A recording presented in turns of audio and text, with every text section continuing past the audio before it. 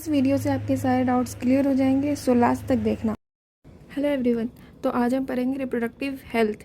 ये बहुत ही easy chapter है एंड इसमें से नीट में क्वेश्चंस आते हैं, बट आप कुछ पॉइंट्स पढ़ के भी इसमें जाओगे तो आपके क्वेश्चन सॉल्व हो जाएंगे इसमें से।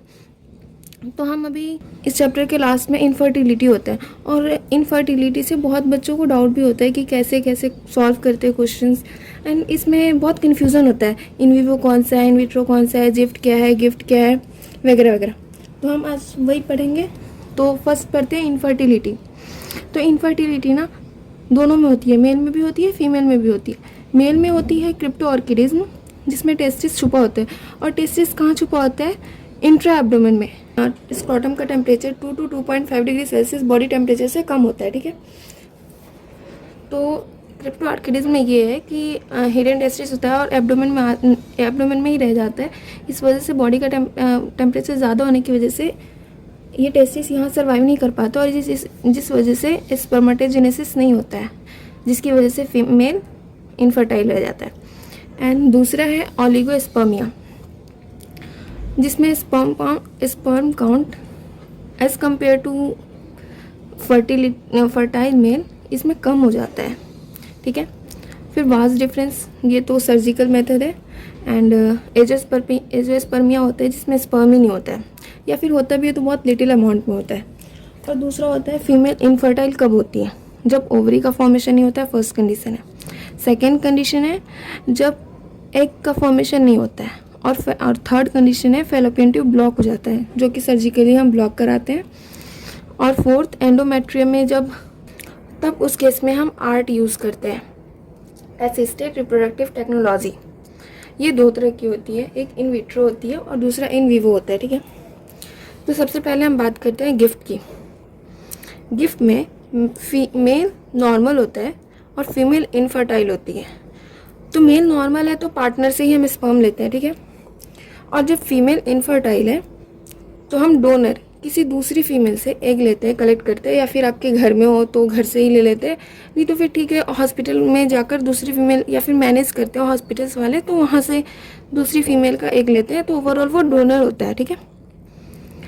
और इन पार्टनर के स्पर्म और डोनर का एग फैलोपियन ट्यूब में ट्रांसफ़र किया जाता है, और रेस्ट डेवलपमेंट जो होता है वो नॉर्मल होता है। इस केस में बस ये होता है ना कि फीमेल को एग चाहिए होता है, तो एग लेकर के उसके फैलोपियन ट्यूब में ट्रांसफ़र करते हैं, और ये टेक्नोलॉजी इन विवो फर्टिलाइजेशन कहलाती है, ठीक है।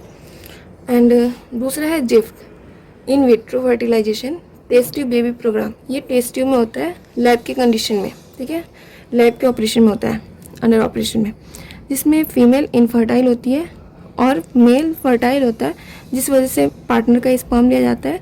और फीमेल इनफर्टाइल होती है जिसकी वजह से डोनर से एग लिया जाता है और पार्टनर का स्पर्म, दोनों को लैब में फर्टिलाइजेशन कराया जाता है, फिर जाइगोट फॉर्मेशन कराया जाता है। एंड देन अगर 8 सेल के पहले अगर उसको फैलोपियन ट्यूब में ट्रांसफ़र कर दिया जाए तो वो जिफ्ट कहलाता है, ठीक है।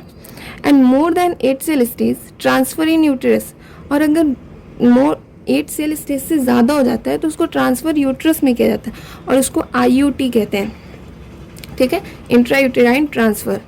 और जिफ्ट का फॉर्मूला होता है zygote intra fallopian transfer, and gift का फॉर्मूला होता है गैमिट इंट्रा फैलोपियन ट्रांसफ़र, ठीक है। और थर्ड आ जाता है ICSI, intra cytoplasmic sperm injection, ठीक। तो हम यहाँ क्या देखते हैं, ICSI में मेल जो होता है ना वो इनफर्टाइल होता है और फीमेल नॉर्मल होती है।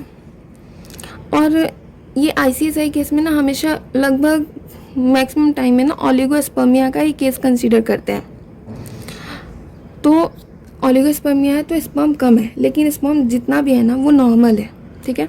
तो कोई एक स्पर्म हम सेलेक्ट करते हैं और उसको हम एग में ट्रांसफ़र कर देते हैं, एग में ट्रांसफ़र कर देते हैं माइक्रोनीडल की हेल्प के थ्रू, ठीक है। और ये जो प्रोसेस होता है वो इन विट्रो होता है, ठीक है। एंड इसको ट्रांसफ़र करने के बाद जाइगोट का फॉर्मेशन होता है, एंड ये फैलोपियन ट्यूब में ट्रांसफ़र करते हैं, और IUT फैलोपियन ट्यूब में तब ट्रांसफ़र करते हैं जब 8 सेल स्टेज से पहले हो, एंड यूट्रस में IUT तब ट्रांसफ़र करते हैं जब मोर देन 8 सेल स्टेज हो, ठीक है। तो एंड फोर्थ आ जाता है आर्टिफिशियल इंसेमिनेशन। ये इन विवो फर्टिलाइजेशन है। मेल इसमें स्टेराइल होता है एंड फीमेल नॉर्मल होती है। डोनर्स, इसलिए डोनर से स्पर्म लिया जाता है, और ये जो स्पर्म होता है ना, ये फीमेल के जेनाइटल ट्रैक्ट में वो इंजेक्ट किया जाता है, इंट्रोड्यूस किया जाता है, एंड बाकी सारे डेवलपमेंट्स नॉर्मल होते हैं। तो आप ना बस नीड के हिसाब से ना आप बस ये सारे देख लो, ये इतने हैं, एंड ये मोर देन सफिशिएंट है, ठीक है। एंड बाकी मैं इसका PDF डाल दूँगी डिस्क्रिप्शन में, तो आप वहाँ से ले लेना। Thank you for watching this video.